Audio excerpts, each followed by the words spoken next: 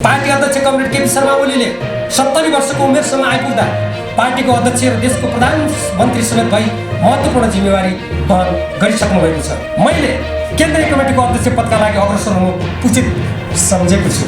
मेरो अध्यक्ष पदको उम्मेदवारीलाई सहज रूपमा लिई पार्टीलाई नयाँ गतिका साथ अघि बढाउन म प्रति सद्भाव प्रदर्शन गर्नुहुन कमरेड केपी शर्मा ओली एवं सबै नेतृत्वमा रहनुहुने कमरेडहरू समक्ष हार्दिक आह्वान गर्दछु। केन्द्रीय कमिटीको अध्यक्ष पदमा मेरो उम्मेदवारीप्रति सहयोग र समर्थनका लागि नेकपा एमालेका सम्पूर्ण नेता, कार्यकर्ता, सदस्य, शुभेच्छुकहरूमा हार्दिक आह्वान गर्दछु। नेपाल कम्युनिस्ट पार्टी एमालेको 10औं राष्ट्रिय महाधिवेशनमा केन्द्रीय कमिटीमा आफू उपाध्यक्षको हैसियतबाट जुन अहिलेसम्म म छु, अब कसरी प्रस्तुत हुन्छु त यसबारेमा यहाँहरू मार्फत सम्पूर्ण नेपाल कम्युनिस्ट पार्टी एमालेका नेता, कार्यकर्ता, सदस्य, शुभेच्छुक र आम नेपाली जनतालाई जानकारी गराउन चाहन्छु। पहिलो समाजवादी क्रान्तिबाट स्थापित सोभियत सङ्घ ढल्दै गरेको बेला काठमाडौँमा नेकपा एमालेको 5औं राष्ट्रिय महाधिवेशन हुँदै थियो।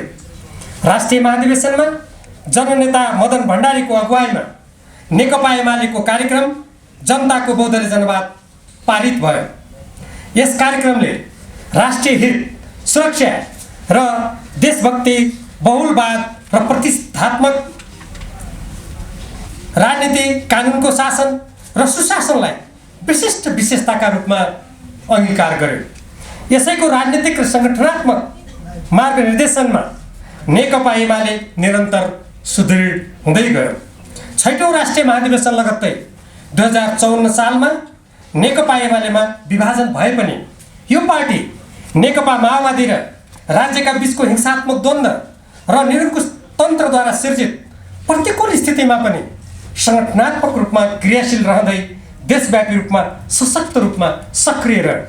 2075 साल जेठ 3 गते नेकपा एमाले र नेकपा माओवादी केन्द्रका बीच पार्टी एकीकरण भई नेपाल कम्युनिस्ट पार्टी नेकपाको स्थापना पश्चात भने यो पार्टी आन्तरिक अन्तर्भेद र मतभेदको भुमरीमा पर्न थाल्यो। उच्च कार्यकारी अधिकार युक्त तथा संस्थापन पक्ष मानिने नेतृत्वदायी व्यक्तिहरू नै चरम गुटबन्दीमा निर्लिप्त भएको देखियो। एकीकरण हुनु पूर्व दुई पार्टीले एकताबद्ध हुने घोषणाका साथ चुनावमा संयुक्त उम्मेदवारी दिएर केन्द्रमा झन्डै 2/3 सरकार र 7 प्रदेशमध्ये 6 प्रदेशमा बहुमतको सरकार सञ्चालन गर्ने महत्त्वपूर्ण ऐतिहासिक अवसर प्राप्त भए पनि त्यसको पूर्ण सदुपयोग हुन सकेन। नेपाल कम्युनिस्ट पार्टीमा विगतमा देखिएका फुटका श्रृङ्खलाहरूलाई अब दोहोरिन दिइने छैन भन्ने नेतृत्वका बाचाहरू पानीको फोका जस्तै भए। जनताले ठुलो विश्वास र भरोसाका साथ दिएको मतको संरक्षण गर्दै जनआकांक्षा पूरा गर्ने तर्फ दत्तचित्तका साथ लाग्नुपर्नेमा पार्टीको उच्च तह सचिवालयमा पद र अवसरको भागबण्डा बाहेक राष्ट्रिय तथा संगठनात्मक महत्त्वका विषयमा गम्भीर छलफल हुने, तत्सम्बन्धमा सुविचारित निर्णय लिने काम हुन सकेन। पार्टीको विधान, पद्धति, कार्यक्रम र सिद्धान्तलाई सत्ता र शक्तिको बलिवेदीमा आहुति दिइयो। यस्तो स्थितिमा परिवर्तन गर्दै नेताहरूको बीचमा समझदारी गरी पार्टी एकता बचाउनको लागि 2077 साल साउन 30 गते कार्यदल गठन भयो र त्यसले भदौ 6 गते प्रतिवेदन प्रस्तुत गर्यो। प्रतिवेदनलाई भदौ 26 गते बसेको थाई कमिटीको बैठकले अनुमोदन गर्यो र त्यसको कार्यान्वयनका लागि भदौ 29 गते अध्यक्षद्वय केपी शर्मा ओली र पुष्पकमल दाहाल प्रचण्डद्वारा हस्ताक्षरित अन्तर्पार्टी निर्देशन 5 जारी भयो। तर नेतृत्वले नै उक्त निर्देशनको अवज्ञा गर्यो। स्थायी कमिटीबाट सर्वसम्मत निर्णय भई जारी अन्तर्पार्टी निर्देशनमा हामी पार्टीभित्रको तिक्ततापूर्ण अन्तर्विरोधलाई व्यवस्थापन गर्न, पार्टी एकताको रक्षा गर्न र पार्टीलाई राष्ट्रिय अभिभावनामा केन्द्रित गर्न समर्थ भएका छौँ भनी गरिएको घोषणालाई लत्याइयो। प्रतिनिधि सभा 2 पटक विघटन भई पार्टीलाई मत दिने जनतामा आघात पुर्याइयो। सत्ता स्वार्थका लागि जोसँग साँठगाँठ गरे पनि हुने, जस्तो गठबन्धन गरे पनि हुने, जे गरे पनि हुने, जे भने पनि हुने अत्यन्त गलत प्रवृत्ति नेतृत्व तहमा नै झाङ्गिँदै गयो। फलस्वरूप 3 वर्ष पुग्दा नपुग्दै 2077 साल फागुन 23 गते सर्वोच्च अदालतको फैसलाबाट नेकपा विघटन भई नेकपा एमाले पुनर्जीवित भएपछि यस पार्टीलाई फेरि सुसङ्गठित रूपमा अगाडि बढाउने दायित्व नेतृत्वमा आएको थियो। तर त्यसो नभई पार्टीमा पुनः नयाँ चरण र स्वरूपको मतभेद, विवाद र समस्या उत्पन्न भयो र अन्तर्विरोध सर्कँदै गयो। त्यसको समाधानका लागि शीर्ष नेतृत्व तहको सहमति अनुसार गठित कार्यदलले 2078 साल असार 27 गते पार्टीलाई एकताबद्ध रूपमा अगाडि बढाउन 10 बुँदे सिफारिस प्रतिवेदन तयार गरी नेतृत्व समक्ष प्रस्तुत गर्यो। सहमतिको कार्यान्वयनका लागि अनेकौं प्रयास र वार्ता भए। यी सबै प्रयास र वार्ता शीर्ष तहमा कायम नेतृत्वको टकरावका कारण सार्थक हुन सकेनन्। यसरी पटक पटक पार्टीको विधि, पद्धति र एकता कायम गर्न गरिएका निर्णय प्रयासलाई निरर्थक बनाइयो। परिणामस्वरूप पुनर्जीवित नेकपा एमालेबाट पनि 2078 साल साउन 10 गते एउटा पंक्ति फुटेर नयाँ पार्टी स्थापना गर्ने बाटोमा लाग्यो। सङ्घीय सरकार र सबै प्रदेश सरकारबाट नेकपा एमाले बाहिरियो।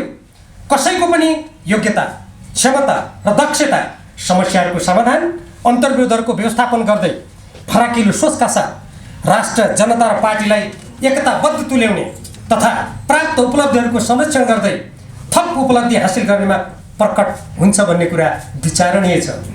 फुटेर गएको समूहले नेपाली काङ्ग्रेस र नेकपा माओवादी केन्द्र समेतसँग सहकार्य गर्दै प्रदेश सरकारमा सहभागिता कायम गर्यो। 5 दलीय गठबन्धनबाट बनेको सरकार र सहकार्य निर्वाचनमा समेत जारी राख्ने कुरा गर्दै समन्वय समिति बनाएको कुरा सार्वजनिक भएको छ। यस्ता राजनीतिक घटना र परिघटनालाई नेकपाको विघटन र नेकपा एमालेमा उत्पन्न समस्या र फुटको असरको सन्दर्भमा समेत राखेर विश्लेषण गर्नुपर्दछ। कहाँ, कसको र कुन किसिमको त्रुटि, कमी र कमजोरीबाट उक्त किसिमको अप्रिय तथा देश र जनताको लागि नोक्सानदायी परिस्थितिको सिर्जना भयो भन्नेतर्फ ठन्डा दिमाग र आग्रह रहित किसिमले सोच्नु र विश्लेषण गर्नु आवश्यक छ।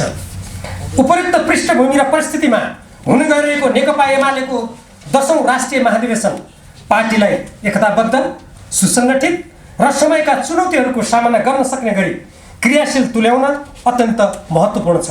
गत असोज महिनामा सम्पन्न विधान महाधिवेशनबाट पार्टीको विधान लगायतका राजनीतिक र संगठनात्मक दस्तावेजहरू पारित भए पनि त्यसमा उल्लेखित विषयहरूलाई प्राथमिकीकरण गर्दै कार्यान्वयन गर्न तदनुकूलको नेतृत्व अपरिहार्य हुन्छ भन्ने अनुभवहरूबाट सिद्ध कुरा हो। यस अर्थमा नेतृत्व चयनको विषय दीर्घकालीन महत्त्व राख्दछ। यस्तो यथार्थलाई मनन गरी महाधिवेशनलाई पार्टीको आन्तरिक एकता, पारस्परिक विश्वास र समझदारी स्थापित गर्ने अवसरका रूपमा लिनु बुद्धिमानी हुन्छ। तर पार्टी एकताको लागि भएको 10 बुँदे सहमति र त्यसको कार्यान्वयनका लागि केन्द्रीय कमिटीको निर्णय बमोजिम जारी अन्तर्पार्टी निर्देशन 12 जसरी लागू हुनुपर्ने हो त्यसरी लागू नहुँदा उक्त किसिमको एकता, विश्वास र समझदारी स्थापित हुनुमा व्यवधान सिर्जना हुन सक्ने आशंका विद्यमान छ। यसले आगामी स्थानीय र आम निर्वाचनमा विपक्षीहरूसँगको प्रतिस्पर्धामा मात्र होइन, पार्टी पङ्क्तिलाई सैद्धान्तिक, सङ्गठनात्मक र भावनात्मक रूपमा एकजुट बनाए सङ्गठनको विस्तार र सुदृढीकरण गर्दै फुट र विभाजनको दुष्चक्रबाट जोगाउने र वाञ्छित प्रतिफल हासिल गर्ने काममा समेत कुप्रभाव पार्न सक्छ। नेकपा एमाले आन्तरिक रूपमा उपयुक्त प्रकारको समस्या सामना गरिरहेको बेला राष्ट्रिय र अन्तर्राष्ट्रिय राजनीतिका तरङ्गहरू पनि प्रतिकूल प्रकृतिका देखिँदैछन्। देशभित्र कार्यपालिका अस्थिर हुने, व्यवस्थापिका निष्क्रिय हुने रहने र न्यायपालिका आन्तरिक द्वन्द्व, अराजकता र नैतिक मूल्यबाट स्खलित हुने स्थिति देखिएको छ। शक्ति पृथकीकरण तथा संविधान र लोकतन्त्रका कतिपय स्थापित मूल्य मान्यताहरू भत्किँदै वा भत्काइँदै छन्। राज्य र राजनीतिमा भ्रष्टाचार, अनियमित र स्वेच्छाचारी क्रियाकलाप बढिरहेका छन्। राजनीतिक दलहरू मतभेद, फुट र द्वन्द्वको कुचक्रमा फँसिरहेका देखिन्छन्। कानुनी शासन र राष्ट्रिय हित अनुकूल समग्र राज्य संयन्त्र परिचालन हुनुपर्ने सन्दर्भमा गम्भीर विचलन र समस्या प्रकट भइरहेका छन्। जनताको दैनिक जीवन र सरकारका विषयको सम्बोधन गर्ने भन्दा राज्य र राष्ट्रिय राजनीति स्वार्थपरक मतभेद र अन्तर्विरोधमा रुमल्ली रहेझै देखिन्छ। यही स्थितिमा देशका भूभागहरू बाह्य अतिक्रमणमा परेका छन्। नेपालको राजनीतिक, आर्थिक, सांस्कृतिक, सामाजिक र शैक्षिक क्षेत्रमा बाह्य घुसपैठ र हस्तक्षेप बढिरहेको छ। नेपालको छरछिमेक र अन्तर्राष्ट्रिय राजनीति तथा परिवेशमा गम्भीर फेरबदल एवं शक्ति सङ्घर्षका सङ्केत र परिणाम समेत देखा पर्न थालेका छन्। एसिया प्रशान्त क्षेत्र सामरिक र आर्थिक दुवै दृष्टिले शक्ति राष्ट्रहरूको प्रतिस्पर्धा तथा शक्ति विस्तारको क्षेत्र बन्दै गइरहेको छ। यसको प्रभाव नेपालको राजनीति, अर्थतन्त्र र सुरक्षा प्रणालीमा समेत पर्न थालेको देखिन्छ। शक्ति राष्ट्रहरूले आफूबीचको तीव्र प्रतिस्पर्धा र द्वन्द्वमा नेपाललाई उपयोग गर्न विकास, सुरक्षा र सहयोगका विभिन्न राजनीतिक र कार्यनीतिक तुरुपहरू प्रयोग गरिरहेको देखिन्छ। यसलाई नेपालको आन्तरिक राजनीतिक खिचातानी र स्वार्थपरक खेलले प्रश्रय दिइरहेको छ। फलस्वरूप नेपालको अस्मिता र हितको दीर्घकालीन सुरक्षामा समेत खतरा उत्पन्न हुन सक्ने देखिँदैछ। यस्तो स्थितिमा नेपालको बारेमा नेपाल सरकार तथा नेपाली जनताले स्वयं सोच्ने एवं निर्णय गर्ने सार्वभौम अधिकार तथा मान्यतामा धक्का लागिरहेको छ र अझ बढी आघात पुग्न सक्ने देखिँदैछ। यस्तो स्थिति देश र जनताको लागि अत्यन्त हानिकारक हुने भएकोले यसप्रति गम्भीर भएर सोच्नु आवश्यक छ। कोरोना महामारी कोभिड-19ले अर्थतन्त्र र जनजीवनमा पारेको असर, प्राकृतिक प्रकोपबाट उत्पन्न समस्या, बढ्दो बेरोजगारी, महँगी जस्ता समस्यासँग जुझ्नको लागि ठोस नीति, कार्यक्रम र निर्णयका साथ राष्ट्रिय शक्तिहरू एकजुट भएर अघि बढ्नुपर्ने चुनौती देशका सामु छ। उपयुक्त परिस्थितिलाई गम्भीर रूपमा मनन गर्दै मैले नेकपा एमालेको एकता कायम गर्न कार्यदलमा सक्रियता र इमानदारीका साथ काम गरेँ। पार्टीमा उत्पन्न अन्तर्विरोध समस्या समाधान गर्न कार्यदलको 10 बुँदे सिफारिस प्रतिवेदनको कार्यान्वयनमा जोड दिएँ। मेरो यस्तो दृष्टिकोण झन्डै 50 वर्षको राजनीतिक जीवनमा विद्यार्थी कालदेखि पार्टीको बुद्धिजीवी क्षेत्र हुँदै केन्द्रीय कमिटी तथा संसदीय क्षेत्र एवं सरकारमा जिम्मेवारी वहन गरिरहँदा जहिले पनि राष्ट्रिय एकता, पार्टीको आन्तरिक एकता, अन्तर्विरोध र द्वन्द्व व्यवस्थापनमा राख्दै आएको रुचि र खेल्दै आएको भूमिकाको निरन्तरता हो। नेकपा एमालेमा पछिल्लो समय उत्पन्न अन्तर्द्वन्द्वको व्यवस्थापनका लागि पनि मैले पार्टी अध्यक्ष र अन्य नेताहरूसँग अनेक पटक वार्ता गर्नुको साथै मध्यस्थको समेत भूमिका निर्वाह गरेँ। तर आफ्नो अख्तियारीको सीमाबन्धन र निर्णयाधिकारी अरू नै भएकाले वाञ्छित परिणाम हासिल गर्न सकिएन। तर पार्टीले थप क्षति बेहोर्न नपरोस् तथा राष्ट्रिय राजनीति र देशको लागि गर्नुपर्ने कर्तव्य पुरा गर्न नेकपा एमाले सक्षम बनिरहोस् भन्ने भावनाका साथ मतभेद, द्वन्द्व र कटुताका सबै अवरोधहरूलाई व्यवस्था गर्दै म पार्टी एकताको पक्षमा र विभाजन तथा फुटको विपक्षमा उभिएको छु। यो कुनै पनि प्रकारको व्यक्तिगत स्वार्थ नराखी जनता र देशको उज्यालो भविष्य र सुरक्षाको एक मात्र लक्ष्य हृदयमा राखेर नै सम्भव भएको थियो। तर समाज र राजनीतिका कतिपय कुराहरू व्यक्तिको इच्छा वा आकाङ्क्षाभन्दा स्वतन्त्र रूपमा अगाडि बढ्छन् भने चाहिँ नेकपा एमाले भित्रका कतिपय आयामहरू देश, जनता र पार्टीको बृहत्तर हितका लागि मैले सोचे अनुरूप भएनन् र भइरहेका छैनन्। तर यसबाट मैले उदासीन, उत्तेजित, निराश, हतोत्साही र निष्क्रिय हुने कुरा हुनै सक्दैन।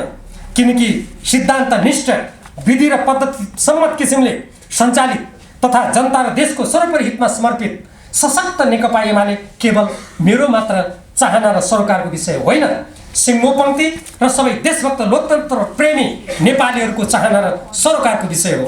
अत यस पार्टीको सिर्जना, विकास, विस्तार र प्रगतिमा म लगायत हजारौँ नेता, कार्यकर्ता र सदस्यहरूले बगाएको पसिना सधैँ सार्थक बनिरहोस् भनेर पार्टी केन्द्रीय कमिटीको उपाध्यक्षको हैसियतले गम्भीर भएर सोच्नु र दृढ प्रयत्न गर्नु मेरो पनि कर्तव्य हो। पार्टी अध्यक्ष कमरेड केपी शर्मा ओलीले 70 वर्षको उमेरसम्म आइपुग्दा पार्टीको अध्यक्ष र देशको प्रधानमन्त्री समेत भई महत्त्वपूर्ण जिम्मेवारी वहन गरिसक्नु भएको छ। यस क्रममा उहाँले देश र जनताको लागि गर्न सक्ने काम आफ्नो सम्पूर्ण क्षमता, योग्यता, सक्रियता र लगनका साथ गर्दै देश र जनता सबैले देखिसकेका छन्। उहाँ स्वयंले केही समय पहिले पार्टीको नेतृत्व हस्तान्तरण गर्ने र पुनः अध्यक्ष पदमा प्रतिस्पर्धा नगर्ने घोषणा पनि गर्नुभएको हो। उहाँको यस्तो कार्य र घोषणाको सम्मानको लागि पनि उमेर र अनुभव लगायत सबै दृष्टिबाट परिपक्व भइसकेकोले मैले केन्द्रीय कमिटीको अध्यक्ष पदका लागि अग्रसर हुनु उचित सम्झेको छु। पार्टीमा फुट भएको बेला अरूबाट परिस्थितिको सामना गर्न केही कठिनाइ हुन्छ कि भन्ने लागेको भए त्यसबारे म माथि भरोसा गरी ढुक्क हुन उहाँलाई हार्दिक आग्रह गर्दछु। साथै मैले अध्यक्ष पदको जिम्मेवारी पाएँ भने उहाँको महत्त्वपूर्ण अनुभव, ज्ञान र दक्षतालाई जहिले पनि पार्टीको विकास, विस्तार र सफलताका लागि सदुपयोग गरिरहन म सदा तत्पर रहनेछु। अत मेरो अध्यक्ष पदको उम्मेदवारीलाई सहज रूपमा लिई पार्टीलाई नयाँ गतिका साथ अघि बढाउन म प्रति सद्भाव प्रदर्शन गर्नुहुन कमरेड केपी शर्मा ओली एवं सबै नेतृत्वमा रहनुहुने कमरेडहरू समक्ष हार्दिक आह्वान गर्दछु। केन्द्रीय कमिटीको अध्यक्ष पदमा मेरो उम्मेदवारीप्रति सहयोग र समर्थनका लागि नेकपा एमालेका सम्पूर्ण नेता, कार्यकर्ता, सदस्य, शुभेच्छकहरूमा हार्दिक आह्वान गर्दछु। यसको साथै सम्पूर्ण नेपाली जनता र यहाँहरू जस्ता सञ्चार क्षेत्रमा क्रियाशील सम्पूर्ण मित्रहरूमा पनि म यही आह्वान गर्न चाहन्छु। अध्यक्षको पदमा मलाई आफ्नो अमूल्य मत प्रदान गरी पार्टीलाई नयाँ चरणको प्रगति र सशक्त भूमिकामा अघि बढाउन तथा नेपाल र नेपाली जनताको आकांक्षा, प्रगति र परिवर्तनको नेतृत्व गर्ने अवसर दिनुहुन सम्पूर्ण प्रतिनिधि कमरेडहरूलाई हार्दिक अनुरोध गर्दछु। धन्यवाद।